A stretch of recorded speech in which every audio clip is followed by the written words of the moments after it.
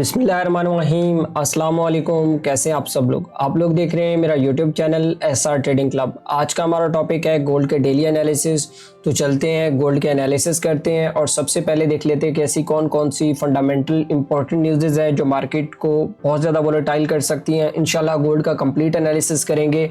असल में वीडियो की टाइमिंग थोड़ी सी तब्दील की है क्योंकि बहुत सारे लोगों के कमेंट्स भी आ रहे थे, बहुत सारे लोगों के मैसेजेस भी आ रहे थे कि सर वीडियो की टाइमिंग जो है वो आप तब्दील करें, क्योंकि जब आप वीडियो देते हैं तो उस टाइम के ऊपर मोस्टली बहुत तेज़ी होती है, तो आप कोशिश करें कि पहले लेवल बताया करें। तो बिल्कुल मैंने ये डिसाइड किया है कि अब मैं आपको मॉर्निंग के अंदर जो है वो इंशाल्लाह 10-11 बजे के करीब जो है वो अपनी पूरी वीडियो जो है वो दे दूंगा कि आपने गोल्ड के अंदर किस तरीके से ट्रेड करना है।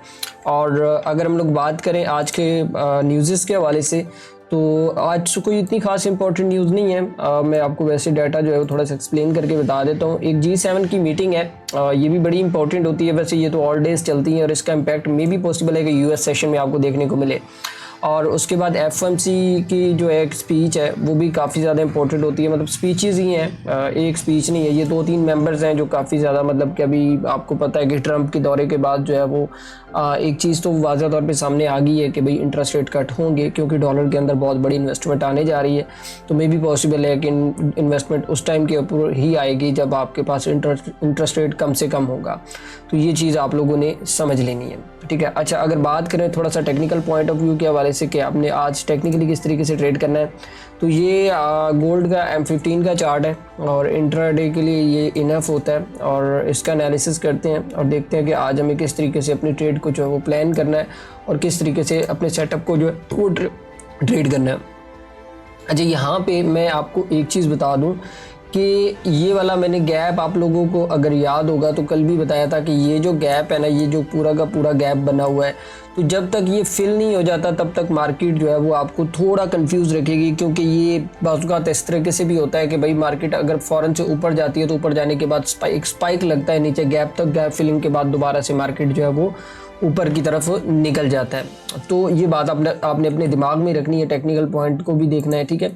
अच्छा, अगर बात करें थोड़ा सा टेक्निकल पॉइंट के हवाले से, तो अगर आप देखें तो यहाँ पे मार्केट जब ओपन हुई है तो काफ़ी ज़्यादा गैप के अंदर ओपन हुई है और ओपन होने के बाद मार्केट ने जो है वो ये वाली जो रेंज है, यहाँ पे एक अच्छी खासी रेंज जो है वो क्रिएट की और क्रिएट करने के बाद यहाँ पे बाकायदा अगर आप एक चीज़ देखें ना, यहाँ पर आपको लोअर लो देखने, रेंज के अंदर भी लोअर लो देखने को मिल रहे हैं, ठीक है। ये चीज़ अगर आप देखें तो ये इंडिकेट कर रही होती है कि मार्केट की प्राइसेस जो है वो डाउन साइड पे निकल सकती हैं अगर इसका ब्रेकआउट होता है तो। अच्छा, दो सिनेरियोज अब हमारे पास होंगे। एक, हम लोगों ने बाय कैसे करना है और एक हम लोगों ने सेल कैसे करना है। अब बाय कैसे करना है, सेल कैसे करना है, बड़ा सिंपल सा प्रोसीजर है, मैं आपको बता देता हूँ। आपने ये वाला जो गैप है ना, इस गैप से लेके ये जो नीचे वाला गैप का कैंडल है ना, यहाँ तक एक जोन ड्रा कर लेना है। अब ये एक जोन ड्रा हो जाएगा। अगर तो गोल्ड की प्राइसेस, अब आपने ये वाली जो टेक्निक है वो समझनी है कि अगर तो गोल्ड की प्राइसेस नीचे आती हैं, नीचे आने के बाद ये प्रॉपर गैप फिल करती है और गैप फिल करने के बाद प्राइसेस ऊपर जाती हैं और यहाँ पे आपको कोई पिन बार या कोई इनगल्फ टाइप का पैटर्न मिल जाता है, तो फिर तो ये गैप फिल के बाद मे भी पॉसिबल है कि ये वाला ऊपर वाला हाई भी जो है वो अपना तोड़ सकता है, ये वाला। अच्छा, एक और इंडिकेशन ये भी हो सकती है कि आपने यहाँ पे ट्रेंड लाइन लगानी है। ट्रेंड लाइन लगाने के बाद आपने वेट करना है कि अगर आपने प्रॉपर बाय करना है तो इस ट्रेंड लाइन का ब्रेकआउट हो, ब्रेकआउट के बाद जो है वो आपको प्रॉपर टेस्ट मिले और इस टेस्ट के ऊपर जो है वो आप एक बाय कर सकते हैं। यहाँ पे आपको 1 2 3 पैटर्न भी देखने को मिल सकता है, ठीक है। बाय का सिनेरियो तो ये। अब हमें सेल किस तरीके से करना है, सेल बिल्कुल सिंपल ही है कि हमारे पास ये जो लो है ना, ये जो कैंडल का लो है, ये वाला लो, ठीक है। अब आपको नजर आ रहा होगा ये वाला कैंडल का जो लो है, ठीक है। अगर तो ये टूटता है, ठीक है, अगर गोल्ड की प्राइसेस नीचे आती हैं और तकरीबन 3198 के जो है वो ब्रेक करके नीचे क्लोज हो जाती हैं और नेक्स्ट कैंडल जो है उसका लो तोड़ देती है, तो फिर आपने रिटेस्ट के ऊपर कुछ इस तरीके से इसको जो है वो सेल वाली साइड पे देखना है। इंट्राडे की बात कर रहा हूँ, इंट्राडे का एनालिसिस है, ये बात अपने दिमाग में बिठा लीजिएगा। ये लॉन्ग टर्म का एनालिसिस नहीं है और ये आप लोगों को इस तरीके से ट्रेड कर। अब मेन पॉइंट क्या है कि आप लोगों के पास जो ट्रेड का एरिया है ना वो है 3200 से लेके 3207 और 3208 के दरमियान। मैंने कल भी एक सिग्नल दिया था, अल्हम्दुलिल्लाह, शुक्र है अल्लाह पाक की ज़ात का, कि विद इन 15 मिनट्स के अंदर अंदर हमारा जो है वो TP हिट हो गया और हम लोगों ने तकरीबन, आप ऐसे कहें, कोई 150 के राउंड अबाउट पिप्स जो है वो गेन कर लिए थे और उसके साथ USD CHF का सिग्नल भी मैंने कम्युनिटी के अंदर दिया और वो भी अल्हम्दुलिल्लाह अभी तक अच्छा खासा प्रॉफिट में चल रहा है। तो बाकी आप लोग कम्युनिटी बिल्कुल मिस ना करें, उसको ज्वाइन करें। वीडियो की डिस्क्रिप्शन के अंदर लिंक मौजूद है, आप उस लिंक पे जाके जो है वो उसको ज्वाइन कर सकते हैं।